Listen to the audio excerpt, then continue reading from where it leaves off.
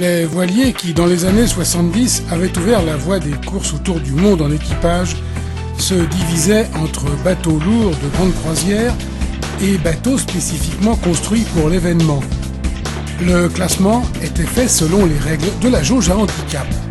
Pour nous, Français, la première de cette course est étroitement associée à Éric Tabarly, qui avait fait construire Penduic 6 spécialement pour la première en 1973.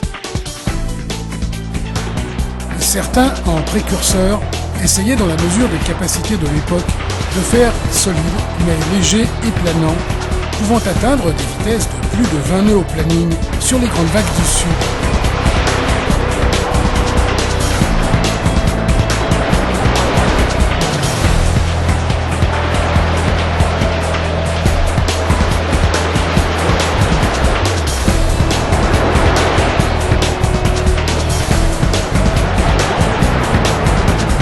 En 2008, dire que le Volvo Open 70 est le monocoque le plus rapide du monde n'est pas exagéré lorsque l'on sait qu'il est capable de friser avec les 40 nœuds de vitesse et qu'il navigue régulièrement à plus de 25 nœuds.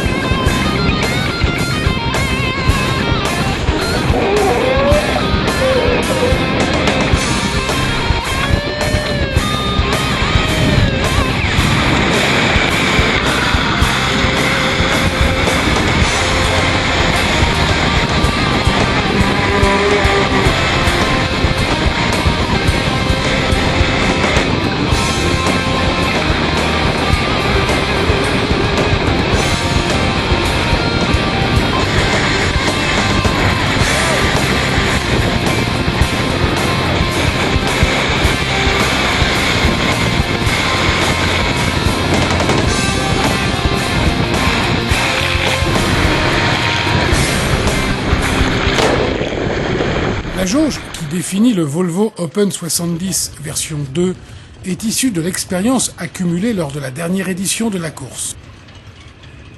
3 mots pour qualifier la différence du bateau par rapport à la version 1. Encore plus puissant.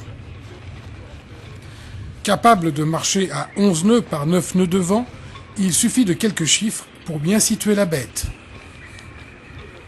D'abord, la longueur du bateau qui est de 21,50 m maximum pour 5,70 m de large. Et ensuite, des chiffres qui s'affolent. Une quille pendulaire de 4,50 m de profondeur, équipée d'un bulbe de 7,5 tonnes pour un bateau dont le poids total est de 14 tonnes, soit plus de 50% du déplacement.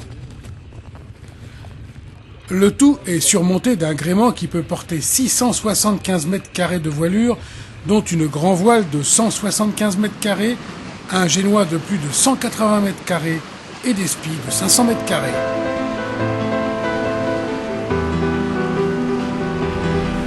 Chaque bateau, mené par une équipe de 11 personnes, dispose d'un crédit de 24 voiles pour le tour du monde.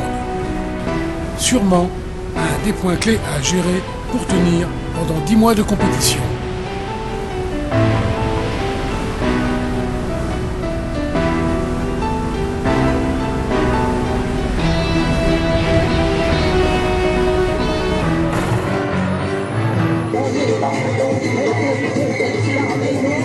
À Alicante, port de départ de la Volvo Ocean Race 2008, l'ouverture du village a été l'occasion de faire une fête grandiose comme savent le faire les Espagnols.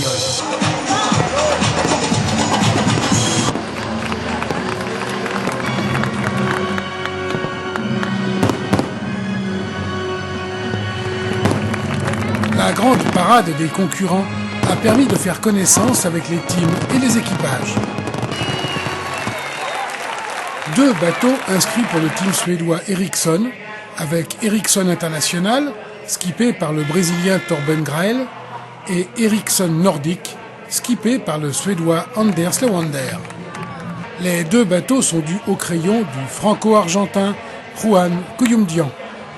Sous pavillon chinois et irlandais, le Green Dragon Team, dessiné par l'américain Rachel Bush et skippé par l'anglais Ian Walker. 2 Espagnols, avec Telefonica Black, skippé par l'espagnol Fernando Echevarri, et Telefonica Blue, skippé par le hollandais Bau Bekking et sur lequel se trouve Laurent Pagès. Les deux bateaux sont dessinés par le cabinet américain Far Yacht Design. Un américain avec le Puma Ocean Racing, dessiné par l'espagnol Botan Karkic, skippé par l'américain Ken Reed et à bord duquel se trouve Sidney Gavinet. Team Russia, skippé par l'Autrichien Andreas Annakamp, est dessiné par le cabinet anglais Humphreys Yacht Design.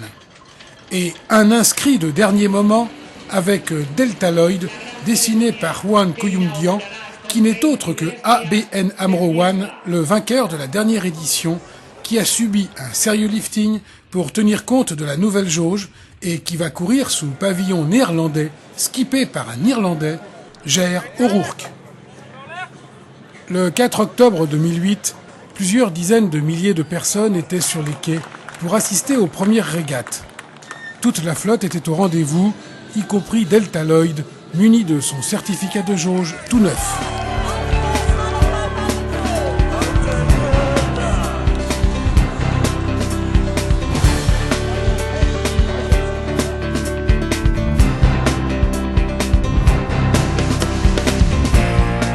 Cette première manche inshore a été disputée en 2 courses.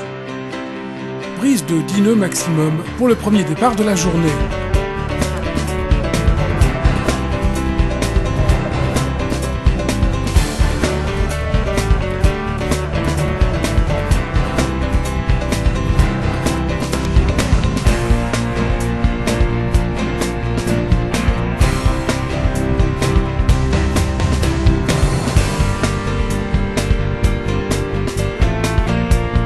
Ce sont les 2 Telefonica qui mènent le bal et passent en tête tour à tour les premières marques du parcours jusqu'à l'arrivée.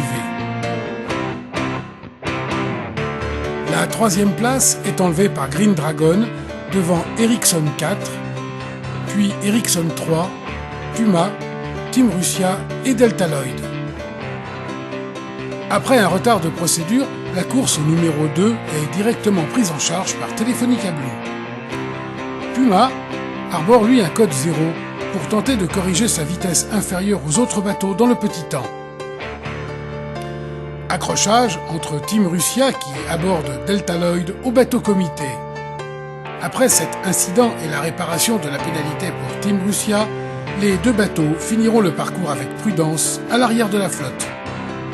Puma et son grand code 0 passent la marque de parcours devant les 2 Telefonica.